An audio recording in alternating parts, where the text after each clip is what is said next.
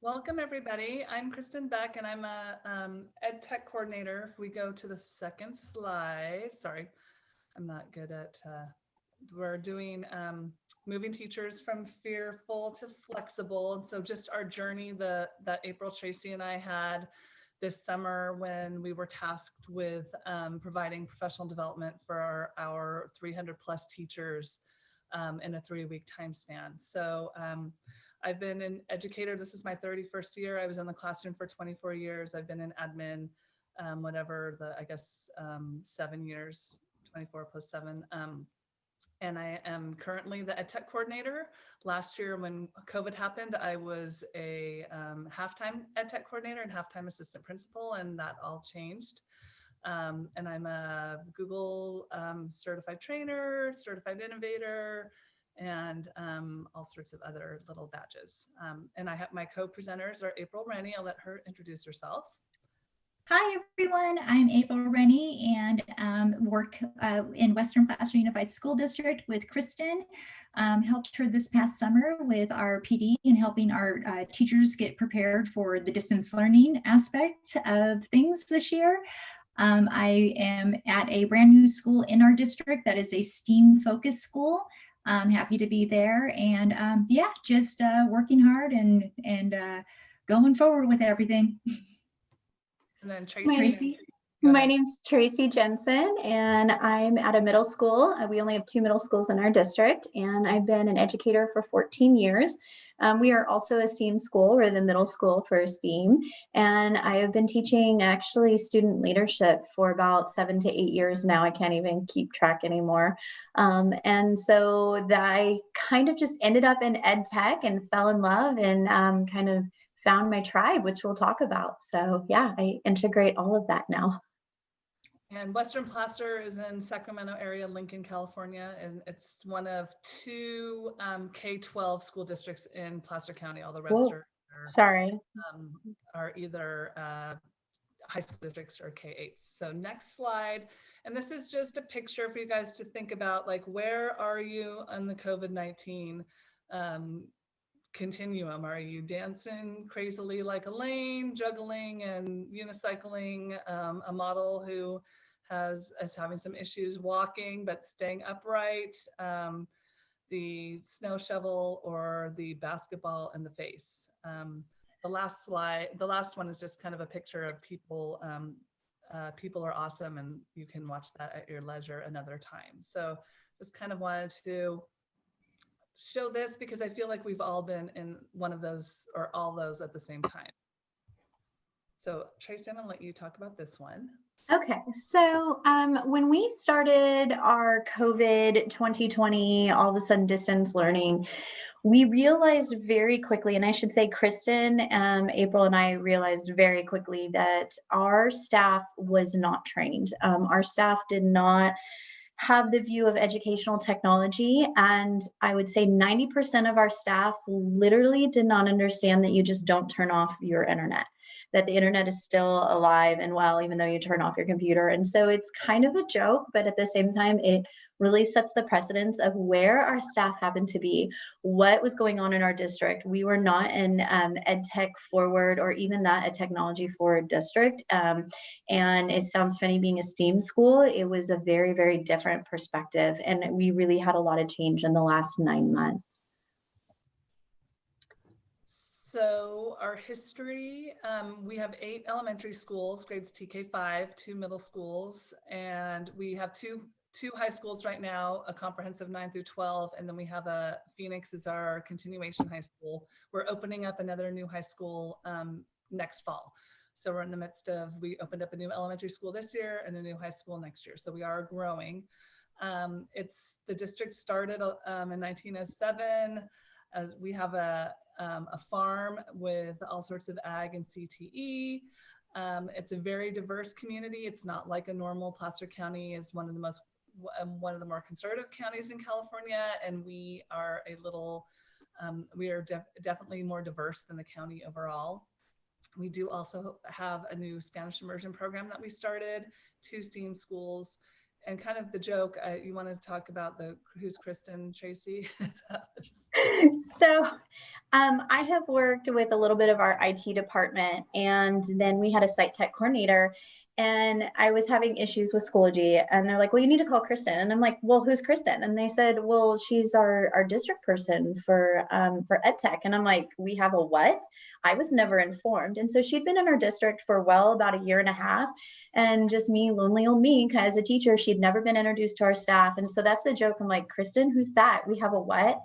And so also one of our major quotes that we had kind of as a running joke, and as we look, is people literally said, Google Drive, what is that? And multiple times we had, what is Google Drive? And so this is really where we had to start our staff. So this is what we were running into when we went onto distance learning in March. And this is how raw and tough it was for our staff. Okay, so we were tasked with a challenge. We started a task force with our teachers and administrators in May, and maybe the end of April. So we knew that we needed to start planning for the 2021 school year. So we started our task force end of April, and I was in charge of organizing the meetings. And we had an elementary group and a secondary group, and we were hashing out like everybody else, full distance, full in person, and then a hybrid in the middle. And so what do these three programs look like? And then as we were going, the state would change things, as you guys all know, and the districts would change things. And so we were, every week when we would meet, we'd be like, well, here's the new stuff and here's what's going on. So in the end, by June, we were tasked with the challenge of getting, my assistant superintendent said, okay, 3 weeks of professional development for the teachers. So last week of July, first 2 weeks of August, we're going to pay them the sub rate, and go. You need to get this figured out, Kristen, and get it done. And so, and part of that was like the superintendent sort of tasked the assistant superintendent. We came to him with stuff that we had from the task force and said, this is what we're looking at.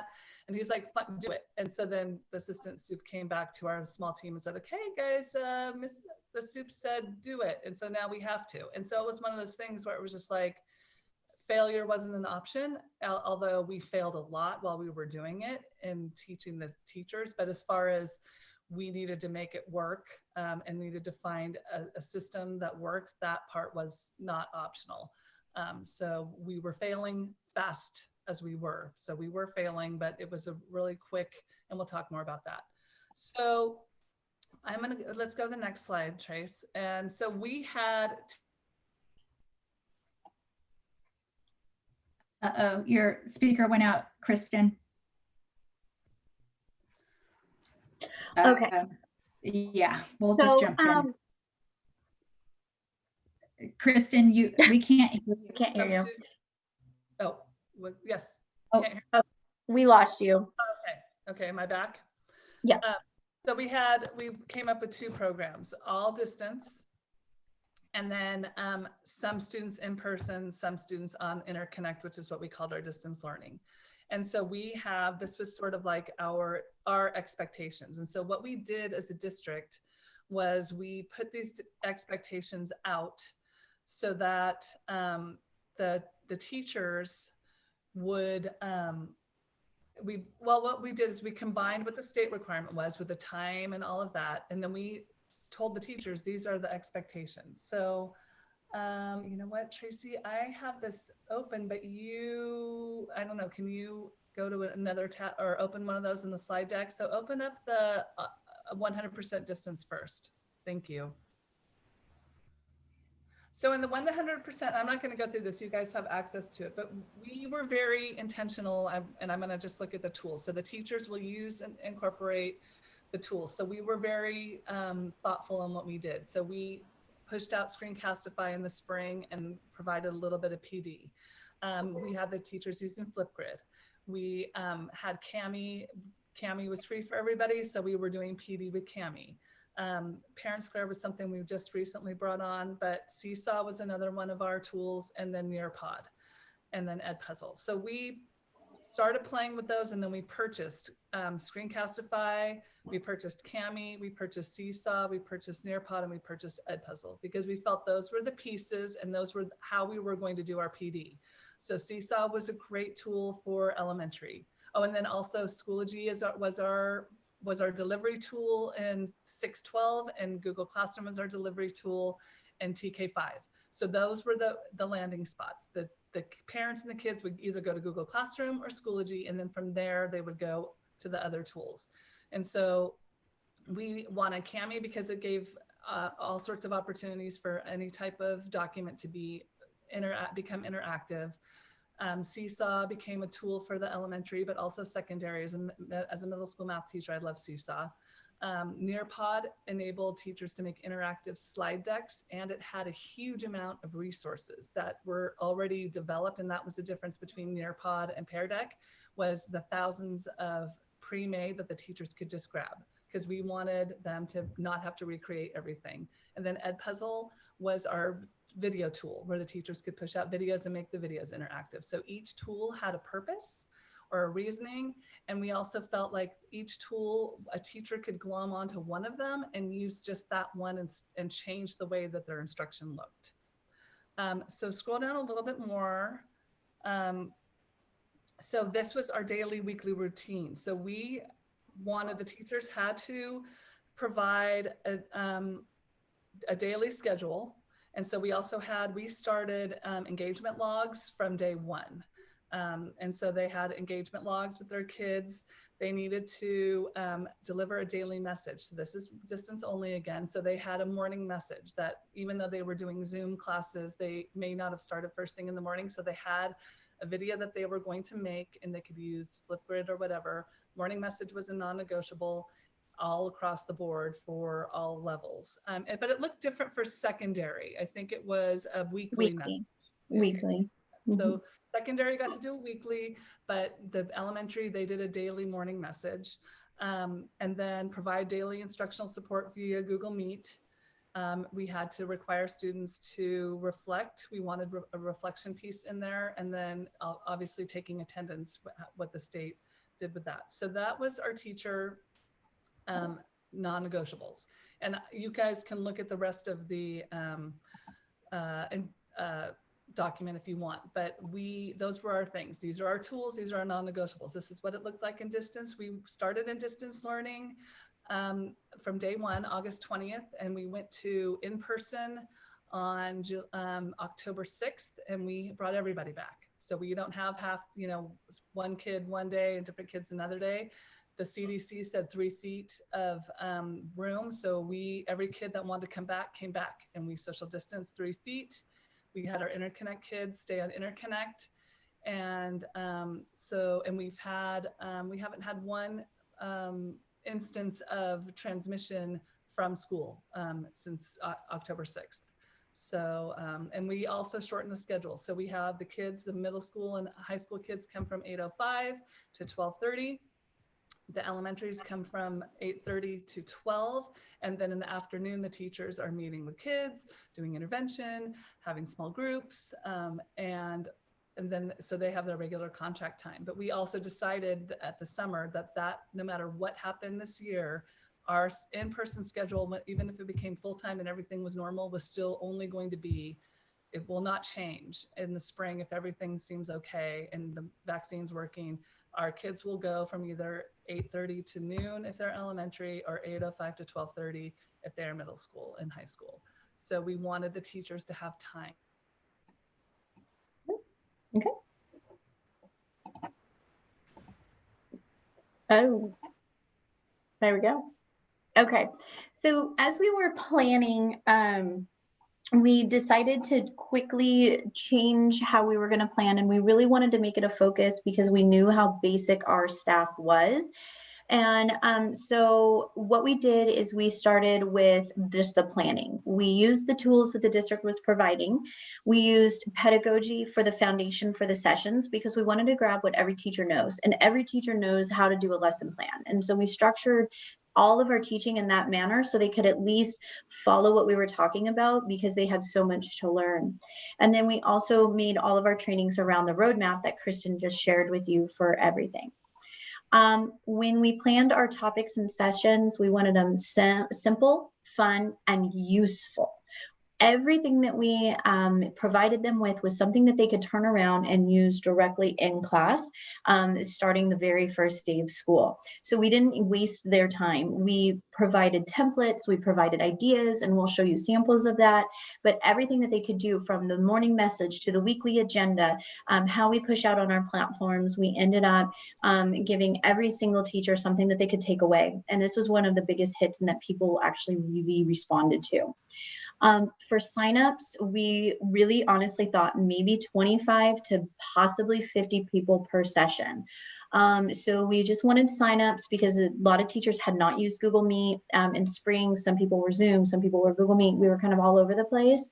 And so we were trying to use now what the district was requiring. And so we used Google Meet. And we started with Google Forms. And so this way we're actually practicing what we preach. So we're using the tools that the teachers would then can turn around and use in the classroom. We ended up theming everything. It was by total chance and fault. And we were like, this is crazy. Like, COVID is literally a ship being blown up constantly, because we'd make a plan and then have to change it. And then our other plan would change. And so it was this constant like navigating uncharted waters. And so the pirate theme stuck. So everything we did then had a pirate theme, and we were going to give golden tokens and nuggets. And so we were just these pirates in this crazy time. What really hit us was about 3 days before the session, Kristen really started pushing this out, because I mean, we were working like 24 hours a day. It felt like we really did not have a day off. Kristen kind of voluntold April and I. April's more of the elementary focus. I'm the secondary focus. And Kristen said, hey, I have a request for you. Can you please help me? And April and I, being the, okay, sure, we'll help, had no idea what we were getting into. And it was really kind of the joke, like, who are we? Like, we were just these teachers in a classroom that ended up being this huge help to the district. And we reflect on that almost every week when we meet. And that 20 to 50 people, no, all of a sudden now, because of how we structured our programs, our first session, which by the way, Kristen was on vacation and was Google meeting in, we had over 150 teachers out of 300 sign up for that day. And we just were in awe. And we'll kind of talk to you about our failures and our what worked and what didn't work, but what we really learned from that as well. So we did, like I told you, we did everything through this Madeline Hunter, through this idea of doing all of our trainings with the pedagogy of creating a lesson plan. And so we Kristen came up with this so teachers could understand, and we constantly checked for understanding. And you'll see that in one of our sample sessions, you'll see this go through, and you can even see it through ours right now, of this is what we're doing and this is how we present, because it's what teachers understand and what we've been trained in. Okay.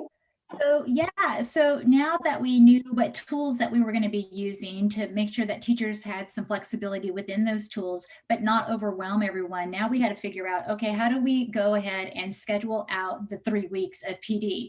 And we were very thoughtful in how we structured out our sessions. And so like, if you take a look at our sessions and what we offered, like the very first 2 days was just getting teachers set up. We needed them to have that foundation of being able to find what programs we were going to be using, access them with all of their username and passwords. And so we had to get them all set up with that.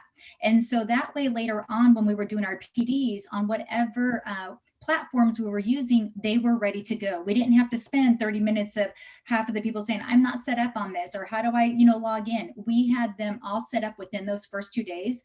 And Tracy had mentioned that first PD that we had 150 teachers show up online, which is absolutely amazing. The next day, guess what? We had the other 150 teachers show up. So yeah, it was amazing. We've never seen this type of participation before, but once the teachers found out what the district expectations were, they were like, what do we do? How do we do this? What does it look like? And so we made sure that our PDs, we always tied in those district expectations. We would say, for morning message, these are some of the tools that you have. This is how you can use them. For checking for understanding, this is what we have. So we had people like 150, but like after those first couple of days, once the teachers saw that we were tying everything in and we were showing them this is how you can meet the expectations, all of a sudden we were getting close to 180 people on our sessions. And so we made sure that things were in place. So that way, as we continued moving forward with our 3 weeks of PD, it continued to build on itself and people were ready to go and they kept coming back wanting more, which was amazing. So yes, and so we have, direct instruction sessions. We have checking for understanding, providing feedback sessions. We had assessment sessions. And so, and then some of the different platforms and resources they had available in order to use those. And in addition to that, not only were we showing them the ed tech tools, but how to use them in different ways. You can use, yes, direct instruction with Nearpod, but you can also use it for your morning message. You can also use it for checking for understanding and assessment pieces. So people could actually go ahead and stick with one of the platforms and feel comfortable using it before they started adding in some of the other ones. And it was the big key was the first 2 days of like getting the everybody all their accounts going and on the different devices, because like Cami, the extensions, they're really easy to get turned on a Chromebook, but when the teachers are on their laptops and they're in different accounts, all sorts of wonky stuff started happening. And then walking the plank was me going through those documents I shared with you guys and telling the teachers, this is the district expectation. So though it really, those drove the professional development, because the teachers are like, I want to know how to do this, what the district is expecting me to do. Okay, so on these, you can click on the different things. The captain's log is where we put all of our sessions. And then we also have the links to the slide decks there, plus all the videos, because we videoed everything. Sorry. Okay, well, I'll catch up. Okay.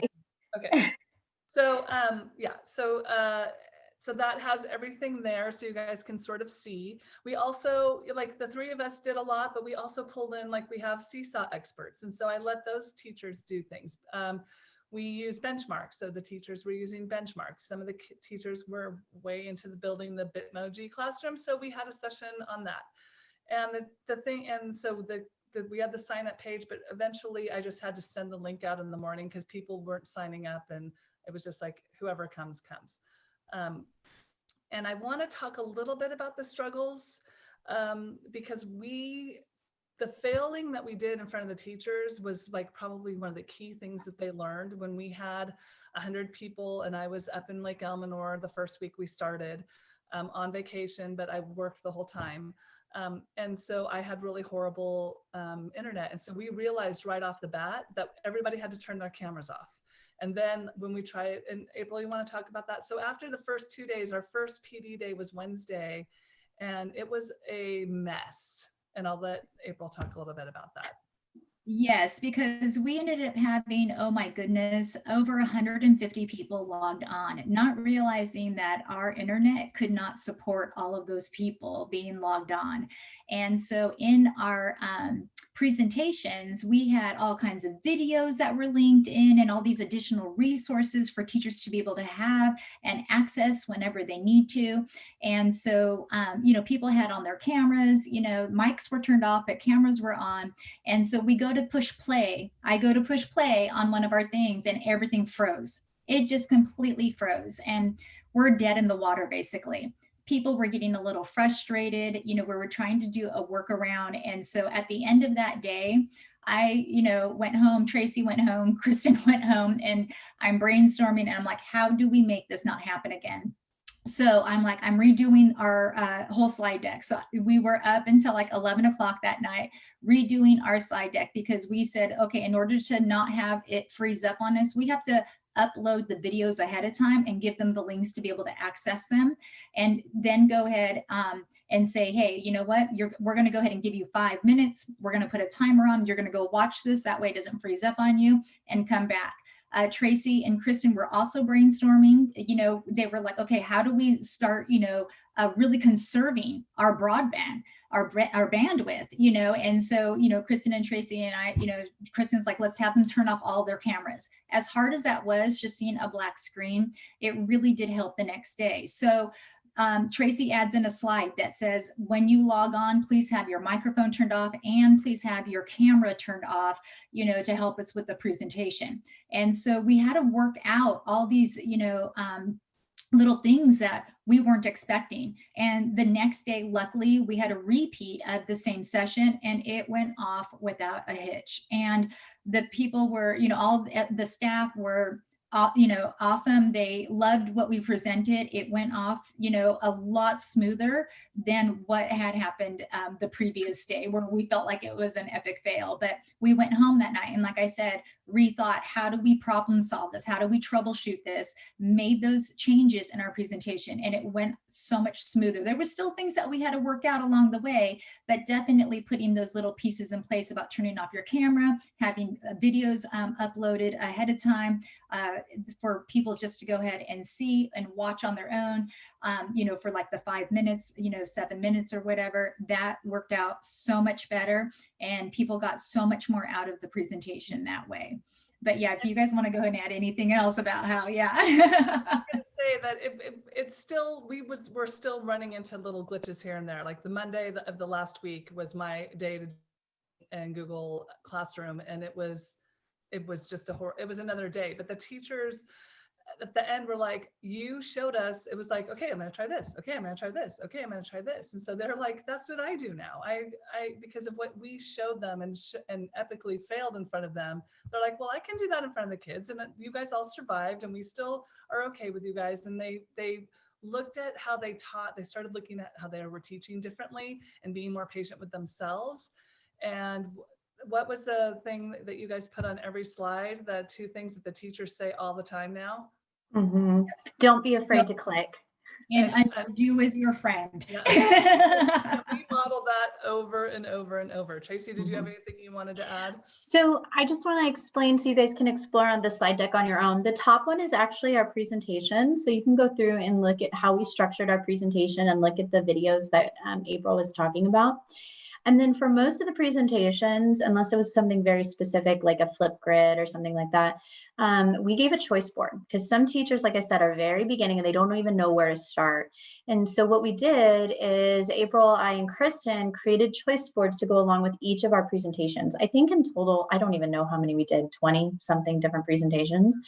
And each one of these gave the teachers the tasks that a teacher would need to do for distance learning, and this taught them how to use that tool, but they're not starting from scratch. So learning to annotate in Kami, we gave them a document to learn the tools and we worked with them how to sign the paper. So everything that they did was something that they needed to do for distance learning. And then the bottom one is actually a video link, and I actually taught teachers because this is something that they missed. They didn't know how to hyperlink links into a document or upload a video. So when we talk, we were very basic. And this was one of our teachers from the high school, and they had to learn how to do HyperDocs and how to create those links. And so it shows you that the teachers were actually doing it. And in a way, it was a piece of our accountability, but it was also allowing the teachers to get over the fear of being on camera. That was a big piece for our staff, was they didn't want to be on camera. They didn't want to have that video conference feed. They just want everything pre-recorded, and they started overcoming those fears. So that was really, really neat to see.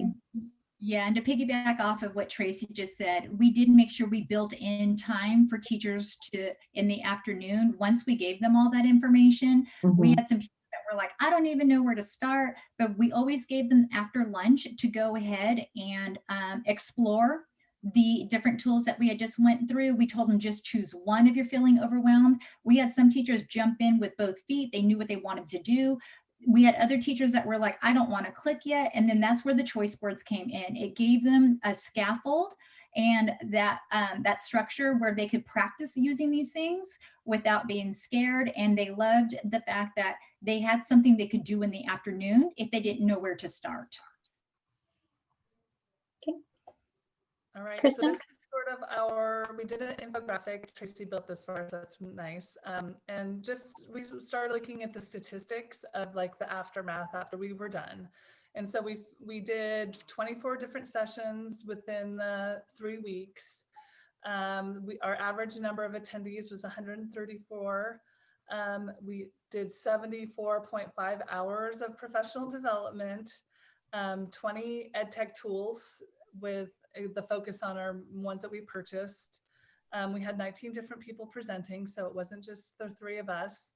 And then 234 of our teachers attended out of 300, which is huge. That part, and as the weeks went, more and more teachers would start showing up because the teachers were saying, "Oh, you've got to start coming." And so it was just interesting how it just kept growing and growing. And our 100-person meets turned into 120-person meets and turned into 150 or 100, close to 200 people. And we used Google Meet. We did not use Zoom because that was the other tool that we were not going to purchase Zoom, and there were safety things. So we got the teachers off Zoom within the first 4 weeks of us being on distance learning in March, and it was painful. They were kicking and screaming about it, but we said no, and now that was good because we would have had to pay over $140,000 this year just to keep Zoom, and that money is being spent elsewhere for other tools like more technology, Chromebooks and things like that. So that was a huge thing for us. And so do either one of you want to add any more to this? It was neat. I just want to say that we did see a huge change in email tones. That was really big because now went from people going, well, what can you do for me? And I need you to do this. And they're like, well, I've already tried this, this, and this. And so it was neat to see our failures and how we problem solved in front of them and learning that they were actually watching us in that moment too. So you never know when the teachers are watching. And that was huge for April and I and Kristen. And we went, whoa, you already tried that? We can't believe it. And so realizing how much that they were growing from there. And then just what is next? Kristen, April, and I have had teachers go, okay, we want more Nearpod training. We want to do a book study now. And so they're looking at blended learning. They want to look at some more different pieces that are coming in. And so it's really interesting to see that these are the teachers who said, what is Google Drive? To now, how do we actually incorporate to a true blended learning environment within this time period? And so that's where we're shifting our focus as the EdTech team, is to now be basically 5 steps ahead of them, or even 1 at some days, and still because we're still actively in these huge major changes that Kristen will talk about, and keep going and keep providing this professional development for our staff. Yeah, and Tracy, yeah, I always joked around with everybody, you know, all the teachers. I'm like, I'm only 5 clicks ahead of you, and like you said, I remember at the end of our 3 weeks, we even said it's going to be interesting to see how this plays out, who's really going to be using it, which leads us into Kristen sharing out some data that we have. So the thing also with our tools that we picked is we also wanted to pick tools that would work as when we came back, that the teachers would still keep using and would actually change their teaching. And so that's the shift we're seeing now. I liken to when we started school, the teachers had their mouth and nose out of the water and everything else was under. Well, now the way they're starting to ask about intervention and other things, so their heads out. Their shoulders might not be out, but I think most of the teachers have their heads out now. And so when I just shared some of our data, and the Screencastify, you can click on that and see the PDF, but our teachers are making videos, which I did, I started using Screencastify when I was a math teacher because it gave the kids a lesson that they could go back and watch to do the problems. And so the teachers are making videos, and there was a decline in the number of videos in between September and October because we went back in October, but they were still utilizing. I mean, this is October right here. Our kids are back. Most of them, with 75% of our kids are in class at 25, and look at all the videos that are still being made, even with, and I know it's not back. So, but the teachers are utilizing these tools and they're going to keep utilizing them. Then Seaside just gave one of our schools, just from 18th to the 24th, Scott Lehman, and this is the school where April is, it's a STEAM school. 3 of our Seesaw ambassadors are at this school. So it's a high use school, but we would have never seen this, this amount of, 1,081 posts and 224 likes of student work and comments. And so those things, and then down below is our Nearpod stats. And again, we have like 26, and I don't have, so there are, we've had 26,214 student activity submissions just since August. And we have like 339 lessons launched just this month.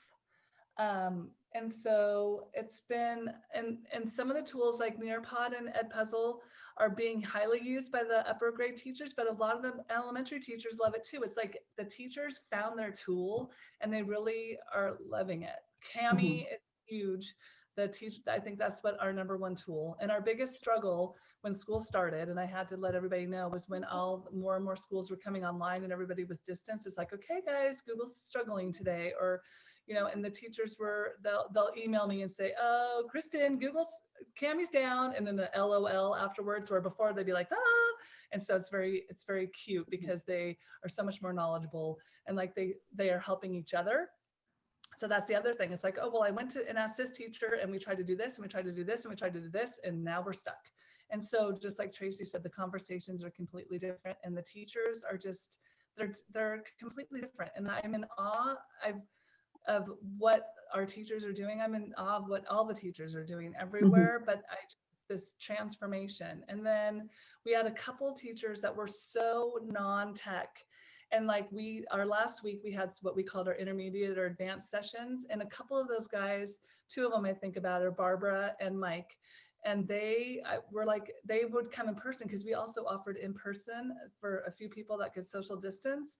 And those 2 were like, they came to the last 2 days, which were choice boards and edu protocols, which were sort of intermediate advanced. And they were there, and they're doing this incredible transformation of their teaching right in front of our eyes. It's so we shared some of their reflective pieces, and I know we're almost done. I don't know, we didn't leave. We only got like 4 minutes, 2 minutes. So and then one last thing, Tracy, to try to end with, all the amazing things that our staff, because yes, we're proud about everything that they're doing. I mean, we still get text messages and emails. I mean, I just got a text message last week saying, April, you would be so proud of what I want to share. So we still get teachers sharing what they are doing to say, look what I'm doing, look what I'm doing. And you're right. Those were the teachers that said there's no way I can do this back in July. And our admin has shifted. Our admin's focus has shifted. And I know at my site, it's been a huge shift, and he's become a major leader. And Kristen, from working at the district office level, is the one that informed me that his view and everything has just been this massive shift. And he goes in and he works and he's wanting to learn, and it's been amazing. So do you guys have questions for us?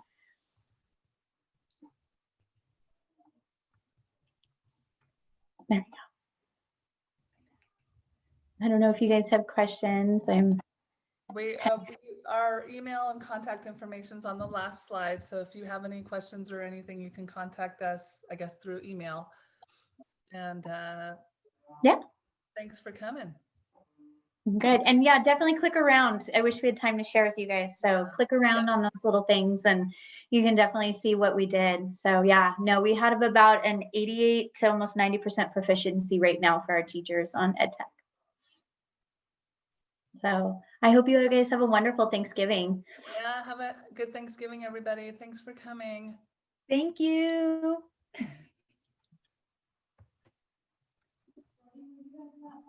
Hi, everybody. Thank you so much.